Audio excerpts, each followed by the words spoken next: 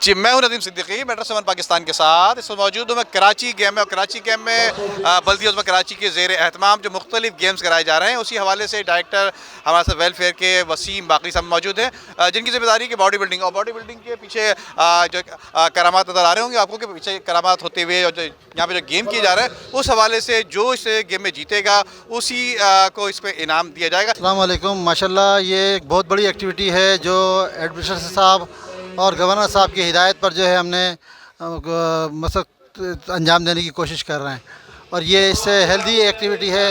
इससे लोगों की जनरेशन को जो है मकसद हम चाहते हैं कि वो दूसरी एक्टिविटी जो गलत एक्टिविटी में शामिल हो चुके हैं एक गेम की तरफ आएँ।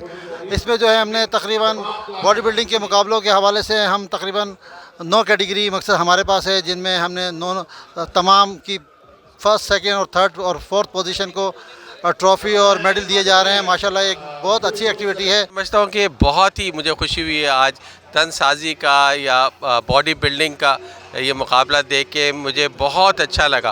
और ज़ाहिर है कराची गेम्स ने इन तमाम को एक प्लेटफॉर्म मुहैया किया है कि ये अपने परफॉर्मेंस दिखा सकें, और बल्दिया उज़्मा कराची इस चीज़ का यकीन दिलाती है तमाम इनकी एसोसिएशन को, तमाम बॉडी बिल्डर्स को, कि न सिर्फ इस तरह के खेलों के मुकाबले में बल्कि वैसे भी सपोर्ट करेगी इनको नेशनल लेवल पे, इंटरनेशनल लेवल पे आगे जाने में। जैसे कि बहुत कठिन काम है, मैं समझता हूँ बहुत मेहनत तलब काम है, ये इंतहाई तकलीफ़ दे अमल है। ये गेम्स हर साल कराची में होने चाहिए और इसमें हम सबको पार्टिसिपेट करना चाहिए जिस तरीके से हमने आज किया। लेकिन मैंने पहली दफ़ा पार्टिसिपेट किया इस गेम में ना, तो इसी तरह के गेम्स कराची में होने चाहिए ताकि कराची भी सेहतमंद रहे और कराची के जो नए नौजवान हैं वो भी सेहतमंद रहें। बिल्कुल उम्दा में पकाएं और जी भर के खाएं।